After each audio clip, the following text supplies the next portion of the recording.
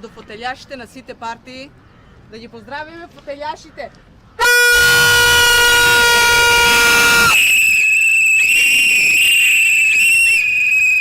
Благодарение на овај народ, од сите партии што се седнали на фотелите, они заслужија да седнат, а ние се ќе вичиме по гробиштата и ќе умираме секој ден.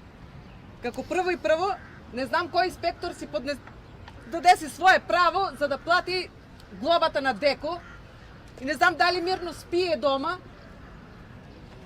Прикажани са 34 правни лица там, физички лица, от кои сите тие са работили по институциите.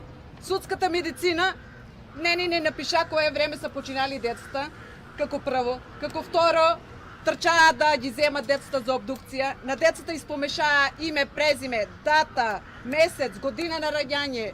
Заведено в обдукцијата дека имат пари, дека имат новченици, дека имат телефони, а на тие не им е дадено ништо.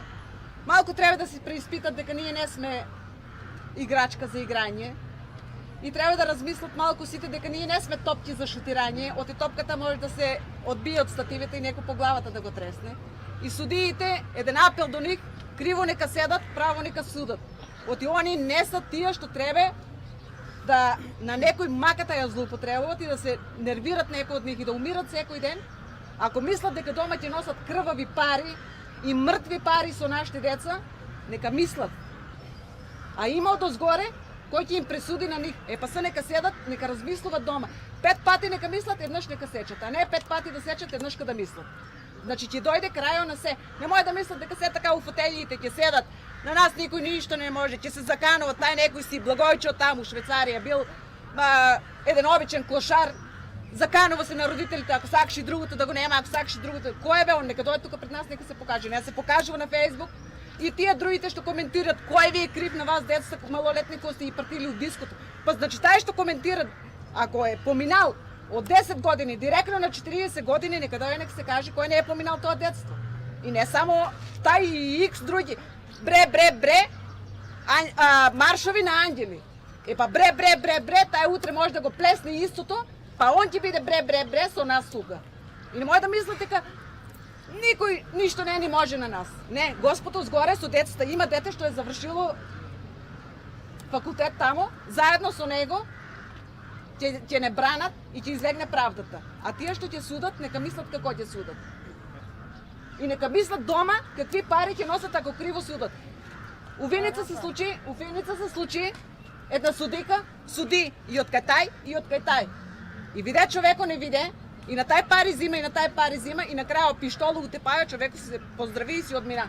Значи ние така ќе направиме. Не може да мислат дека ние ќе ги оставиме на мира, нема да ги оставиме. И не може да мислат дека ова што го читат тука на писмено, дека некој ни го составува. Не, тоа се зафркнали. Ние не сме толку прости и заостанени и глупави. Мислат дека некој ни напиша и демек ние од таа партија сме од оваа, од онаа. Нас не ни интересират партиите. Ние ги децата изгубиме. Зашто се ни на нас партиите? Што тај од партијата ќе дојде на мене, ќе ми го врне детето, ја ќе живеам со него. Па ајде нека го симнат Господ одзгоре, нека оде по земјата и тука нека викат дека ние сме партиски определени. И нека трчат, зашто трчат? Таа партија ќе ни се умилка, оваа партија. Не, секој ќе дое време за гласање, нема да гласаме за нив, за ниједна партија. Ќе застанеме, ќе гласаме за децата. Не треба ни одваѓаат вас. Не, они не ни требат на нас. Не ни требат они на нас. Ние ќе застанеме, они нека застанат ние пред нив со сликите. Нека мислат па дали некој ќе застане на функција. Не дај Боже ова се дешава у Франција, цела Франција ќе ја запалија. А овие тука не можели да дојдат на гробишта, не можели. Жешко им било, не можели да дојдат на гробишта, не можели свети да запалат. Немат коли, па нека кажат, имаме дома еден трактор, со тракторот ќе ги донесеме или со некој камион наместо дрва ќе ги качимо там, ќе ги донесеме. Не сме ние глупав народ, не сме ние заостанани. Зашто го штитат онај дека? Инспекторот што му е платил глобата. Дека тај инспектор мирно ли спие дома фамилија да директор на УЈП тај инспектор. Директор ли е на УЈП?